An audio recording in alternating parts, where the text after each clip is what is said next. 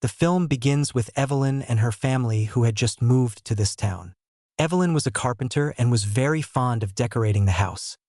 Her husband had got a job as a supervisor at a construction site. Everything was fine. Only their son Cain was not able to adjust, and no one liked him in school either, and one day when the boys bullied him, he fought with all the boys, and Cain was suspended from school for the next 3 days due to his act. Red was very upset because of Cain.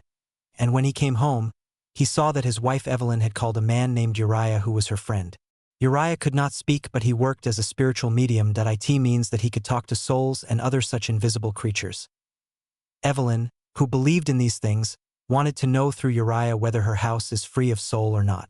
But Red was fed up with this. He gets very angry at Evelyn and she has to send Uriah away. Anyway, after some time we see that Red and Evelyn sit next to Cain to talk to him, and they ask him, "What is the matter with you?" Then Cain tells that all the kids bully me and they don't find me cute. They stop Cain from playing video games as a punishment for what he did. But because they also realize that Cain is also facing problems in all this, and he is not entirely to blame, they plan a trip the next day to improve his mood. Cain got so excited that he woke up in the morning before Evelyn and Red, and he himself went and woke up his mom and dad. They prepared for the picnic and they reached the forest. Here Cain was playing with things. So Evelyn and Red were talking to each other. Evelyn says that I am not feeling right about anything. I don't think Cain will be able to adjust. So Red tells her to keep up courage. Time will pass and slowly things will start becoming normal. Red also gives a surprise to Evelyn here. He knew how much she was fond of crafting. She was a carpenter, so he had created an online store where Evelyn could sell her handmade things she crafted. And Evelyn is very happy knowing this. These people get so lost in talking that they do not even know where their son Cain is. After a long time, when they realize this thing, they start looking for their son in the forest, and they see their son standing in front of a mysterious door in the forest. This door was strange for them too, because they had never seen such a door before. There was no house, no room on the other side of this door, and this door was also tied with a chain. On seeing it, it looked very old and was made of very thick wood. Red ignores it. But Evelyn says to Red that we need a door in the house and its condition is still very good. I can renovate it and use in my house. That is why Red puts it in the car on Evelyn's request and brings this door to the house. For the next 3 days, Evelyn works day and night to repair this door and make it look like new. She works hard on this. She removed the old hooks and clips of the door and replaced them with new ones. After repairing the door properly, she painted it and made it look like new. Now, since there was no door in one of their rooms, Red and Evelyn together placed this door outside that room. Well, the next day comes, and strange things start happening with them, from which we get a clear idea that that door is not an ordinary door. But Evelyn and Red do not pay attention on it. On the very first day, when Evelyn opens the door of that room to take something from that room, she smells something foul from behind this door. But then she ignores it, thinking that maybe someone has left their dirty shoes there. The day passes like this, and the next day when Evelyn comes out after grocery shopping, she takes out the keys from her pocket. Many worms also come on her hand along with the keys. She was frightened to see this. It was not normal at all to have such strange insects in her pocket. She quickly takes off her jacket and looks inside it to see where the worms came from. But her jacket was completely clean. She also discusses this with Red at night. Red says, "Don't think so much. Who knows, your son is pranking you, and he has put these worms in your pocket along with your keys." Red says, "Just sleep peacefully. I will talk to Cain." Evelyn also goes to sleep with the clear mind, and when she was going to the kitchen for water at midnight, she sees a scary shadow on the way. So she screams in fear, and she turns on the light. Then she sees that it was her son Cain. She asked in fear, "Why are you still not sleeping?" So Cain said, "I was scared that I am getting very scary dreams, as if some monster is chasing me." So Evelyn and Red go to his room and explain to him, "Look, son, nothing like a monster exists in this world. It only exists in books." After encouraging Cain for a long time, when Evelyn starts leaving his room, we see a black hand coming out from inside the same red door behind her, which Evelyn does not notice. Their house is knocked as day begins, and Evelyn sees that Uriah had come to their house, who was very scared because he could not speak. That is why he tries to explain to Evelyn through gestures that her house has become very dangerous. He felt that some very dangerous spirits have entered the house and that the house is no longer sacred. He says that either some ritual has been performed here or the entity from another dimension has really come here. They now start performing a ritual to drive that thing away from here, and Evelyn also agrees. Uriah makes a circle of salt around the house, and he lights several candles and questions Evelyn about the newly installed door. So Evelyn tells him that they had brought it from the forest. He understood that the problem is with this. When he takes holy water and pours it on that door, the light flickers and goes off. And they understand through this sign that everything wrong is because of this door. Uriah asks them to quickly remove this door from their house. When Red comes home at night, Evelyn tells Red everything. Red says, "I don't believe in these things, but if you say so, I will remove this door." We see the next day that Evelyn goes to the nearby library, and she inquiries about any stories which are famous, such as someone's disappearance or sighting of a monster in the area, or stories about the forest or any mysterious door. "Do you know anything?" That librarian tells her that there is nothing like that, but yes, there are stories about a well in the forest, that it is cursed, and yes, 20 years ago, many children had disappeared from this town in a very strange way, and nothing has been found out till date. Evelyn is also very surprised to read this news, and she returns home carrying the copies of those old newspapers. Coming to home, she tried to tell all these stories to Red at night, but Red ignored all these things and told her that you have started believing ghost stories too much and also spending time with Uriah. That is why all this is stuck in your mind. Evelyn sleeps, agreeing with him, and when they wake up in the morning, they were shocked and worried. The door which they had painted just a few days ago, the entire paint of that door had come off like this crust and fell down. It was almost impossible for this to happen, and that door had turned to its old condition. Evelyn says that maybe I have brought low quality or expired paint. This is the reason why this happened. Anyway, after dropping Kane to school, Red goes to his work and Evelyn gets busy with household chores. We actually see the presence of someone in their house this time. She was a girl who was appearing exactly like a ghost. She roams around the whole house and Evelyn is unable to see her, and that ghost girl finally goes back inside that door. Evelyn had heard the sound of the door closing, but by the time Evelyn came in front of that door, there was no one there. In the meantime, Evelyn again receives a message from Kane's school. When Evelyn goes there, she finds out that Kane has again been suspended from school for 3 days, because he had once again beaten the children, and it was worse at this time. She understood that something is very wrong with Kane. It comes to her mind whether whatever is happening with Kane is somehow linked to that door. Then she remembers Red's words, who had asked Evelyn to stop thinking about these ghostly things. That is why Evelyn also did not think much about this thing. And she again talked to Red after coming home that Kane is showing no sign of reform.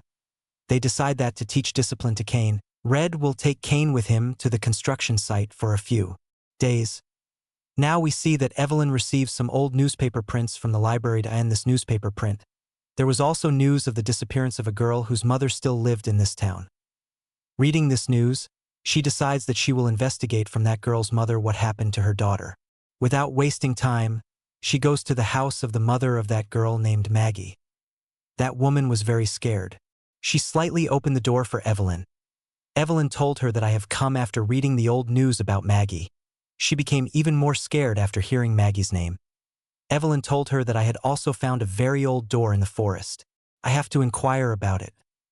Hearing this, that woman becomes furious. Well, now since Evelyn did not know anything, that is why that old woman called Evelyn inside the house to tell everything, and started telling her 20 years ago my daughter started liking a house very much. She used to go near that abandoned house every day.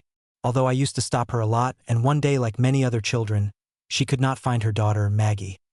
She feels that Maggie must have gone to that house because she was last seen there. Maggie's mom understood after knowing it that this house is cursed. That is why she burns that house. But the surprising thing was that despite the burning of whole house, that door did not burn. Seeing this, she understood that this is definitely the doorway to another realm or hell, where the souls of innocent children are trapped. That is why she tied that door with chains and left it in the middle of the forest so that no child could become its victim.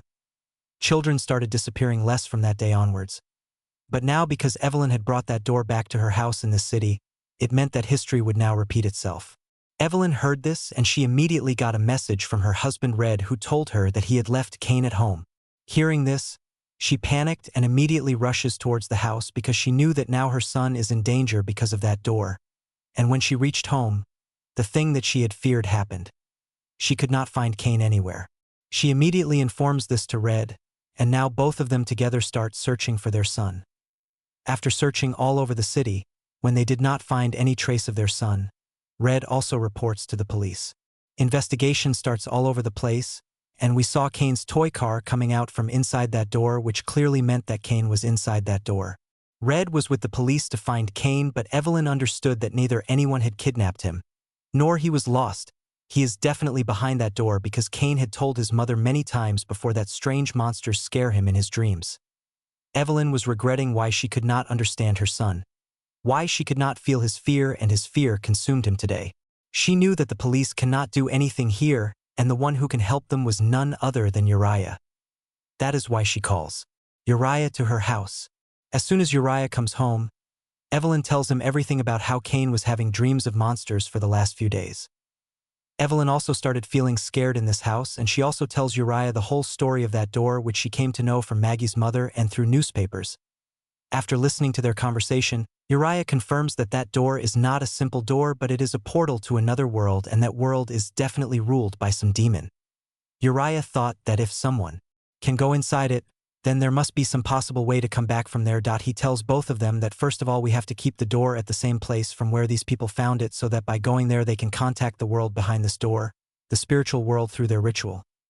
Red and Evelyn follow his advice and take down this door and keep it at the same place from where they found it.